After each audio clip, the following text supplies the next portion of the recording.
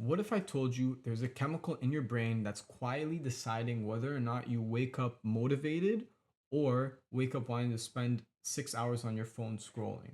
Now, I know I'm exaggerating, but that's quite literally the truth. It's the reason why you're checking your phone every 5 minutes for the notifications, the reason, healthy habits feel boring. It's the reason it's been harder ever before to focus. And it's probably the biggest invisible force controlling modern life as we see it. And this isn't about social media, it's about dopamine and how it's been weaponized against your attention. I'll show you what dopamine actually does, why and how it's constantly changing your psychology, and how it's competing for your attention almost every day. And most importantly, how to build a system that instead of having dopamine work against you, have it work for you. So, without further ado, we'll get into the video. So, biggest thing is like the misunderstanding about dopamine. Most people think dopamine is like a pleasure chemical. It's not. Dopamine is an anticipical chemical. Basically, what that means, it makes your brain say like, do that again. Imagine, our ancestors from like 2000 years ago. Their biggest thing was like finding food, building a shelter, hunting, and exploring. It was very simple. And every time they moved towards something that increased their chances of survival, dopamine reinforced that behavior. So the system worked perfectly until technology became involved. Now your brain can't tell the difference between hunting and refreshing TikTok, checking Instagram, Facebook, YouTube, or your notifications. The reward system has it's evolved for over thousands of years, but technology's only been evolving for 20. So you could see technology is clearly winning by a long shot. So your brain wasn't designed necessarily for this world, this current world we live in. Every app on your phone has like teams of psychologists and engineers, and their job, it's not to entertain you, it's to always get your attention. Like infinite scrolling, autoplay, notifications, likes, streaks, short form videos, all these things, they aren't random features. They're ways to deliver dopamine to you to gauge your attention. The unpredictable nature is what hooks you, obviously. Sometimes there's something interesting, sometimes there isn't. The uncertainty creates stronger dopamine releases in your brain. And sometimes the uncertainty, your brain will just keep thinking, maybe next time, next swipe will be worth it. So you keep doing it. Then 30 minutes later, bang, it's gone. And it's not because you're lazy, it's just because your biology is being manipulated, especially by these companies, to take more and more of your attention. So like the hidden cost, that's what I would say is one of the biggest things. So there's a problem like nobody talks about, and the issue isn't necessarily dopamine. The issue is getting too much of it too easily, right? So when your brain constantly receives effortless rewards, everything else starts feeling like less rewarding, if that makes sense. So reading becomes like boring, working out feels harder, studying feels impossible, building a business feels absolutely exhausting, and trading patiently when you're surrounded by all this dopamine becomes ever so harder. Your baseline genuinely just changes due to all of this, new like kind of attention and just the current ecosystem you find yourself in. The thing that creates long-term success requires delayed gratification, but your brain becomes addicted to instant gratification. Eventually, you're not chasing happiness anymore, you're chasing stimulation, which is a huge difference. So, dopamine at the end of the day is everywhere in all aspects of life. Think about your average day. You wake up, phone, notifications, music, coffee, YouTube, snacks, Netflix, gaming, shopping, even in some cases, unfortunately, pornography, energy drink. Every company wants one thing from you, and it's your attention, because your attention will always sell. It's a currency, especially in this economy, because your attention, it really is just money. the longer they keep you engaged, at the end of the day, the more profit they will make. And you're living in an economy where their main focus is at the end of the day to control your attention, to influence your behavior. And if they're able to influence your behavior, they will influence your life, quite literally. If you allow a company to sell you a drink, you think they can't sell you something else? Of course, if they can sell you one thing, they can sell you anything. So a lot of people also have a misconception is like, oh, I gotta stop with dopamine. It's not a negative.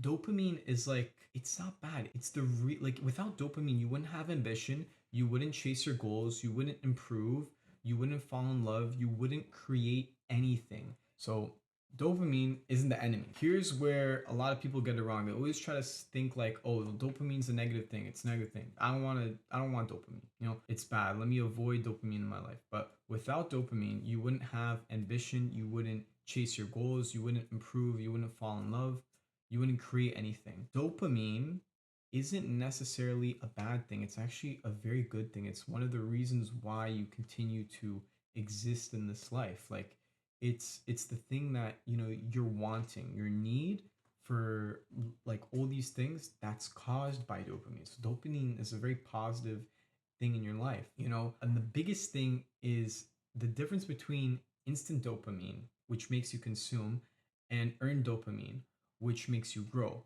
So one will create dependence. So instant dopamine, that creates dependence because you're constantly looking for it, rather than earned dopamine will create more so confidence in yourself and instills confidence. So one thing I can relate to this is I used to be overweight. I was 250 before, and now I'm in relatively good shape. I would say like I got a pretty good physique, but that's caused by the gym, the discipline of going over and over, sticking with the diet, constantly staying active, all these things. And all these things are difficult compared to myself before when I would overeat. I would love to eat a lot of food very fast. I love playing video games all the time. I would avoid, the difficult things in life, like for example, going to work, going to the gym, keeping myself accountable of my health. Those things, they always felt difficult compared to now.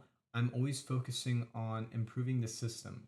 How can, instead of starting my day off easy, I choose to start my day off hard. I prefer to start my day off with the gym. When I wake up, I prefer to go work out immediately, go for a run right after, and then do, for example, then, I go trade, and then after that, record. So the first quarter, or I would say pretty much half of my day, is consumed with building good habits. That's the first half of my day, just purely working. And then the end of my day, that's kind of where I wind down and I more so focus on the relaxation aspect of life. I would say a really good way, so as I just explained, is like creating a system. Creating a system that you can execute daily. So you cannot beat dopamine with willpower. You have to beat it with a system because motivation disappears, but systems will always remain. Because you got to remember dopamine versus discipline. But building a dopamine system, you don't beat dopamine with willpower, you beat it with a system. Because motivation disappears, systems remain. Here's what changed at least everything for me is, I'm going to go through some rules, at least some rules that I found that really helps. Like rule one is don't start your day with consumption, start with creation. As I stated before, the difference between the fat version of myself and the skinny version of myself. No, don't start your day with going on your phone, scrolling, notifications. Like make your brain earn that stimulation. Like you got to change it. Another one, rule 2. Delay easy rewards, coffee after work. Okay? Maybe social media after the gym. Netflix after your priorities are completely done. All your non negotiables have been completed for the day. Teach your brain that rewards come after effort, not before it. Clear distinction. And then the third rule, I would say, have one meaningful purpose. Purpose is very important in life because purpose, it acts like a filter. When you know exactly what you're building, distractions, they lose power. Because ask yourself, like, does this move me towards my goal, towards my purpose? And if not, you don't do it. It's quite literally that simple. But you can't if you don't have a purpose, because there's nothing that's going to tell you not to do it, because you don't have a direction you're aiming for. So reduce, another one is, another rule I would say is reduce the friction for good habits. Lay your workout clothes out, for example. Leave your phone in another room, you know, open work maybe even before sleep.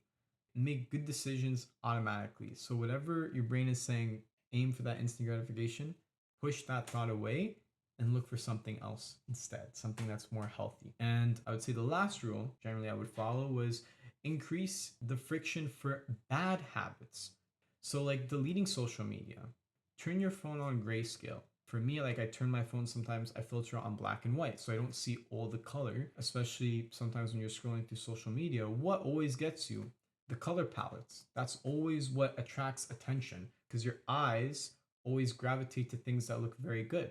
But when it doesn't look good, your stimulus is automatically like 90% down just because of the color. So disable notifications as well. I'd say log out of distracting like apps. Make distractions almost inconvenient to yourself. Most people, I'd say, rely on discipline. Successful people redesign their environment.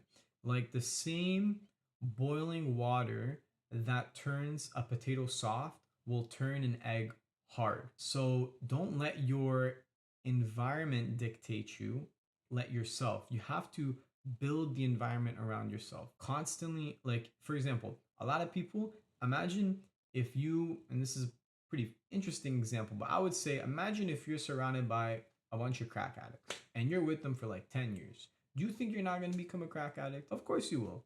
Bro, it's simple. It's human nature. Whatever our environment is, that's genuinely speaking what we become. It's very difficult not to.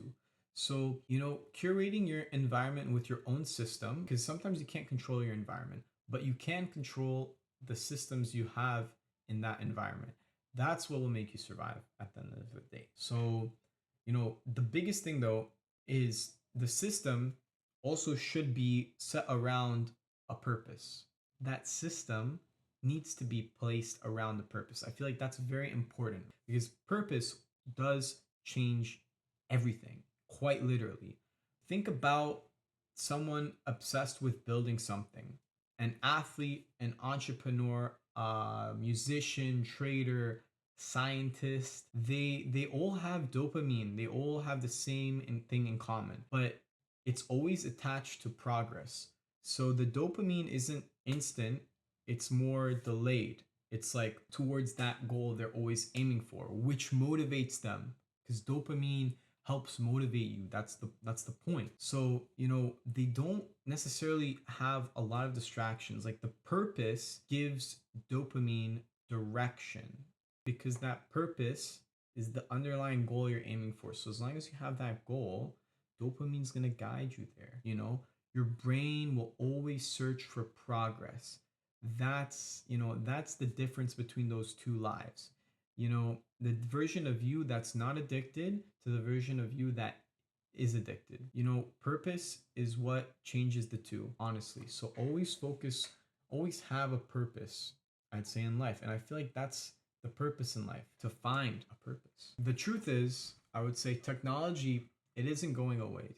It's never going to go away. It's here. Social media won't disappear. Notifications will keep coming to your phone, all the time. And the world will continue competing for your attention. The question is, who decides where your attention goes? The algorithm or you?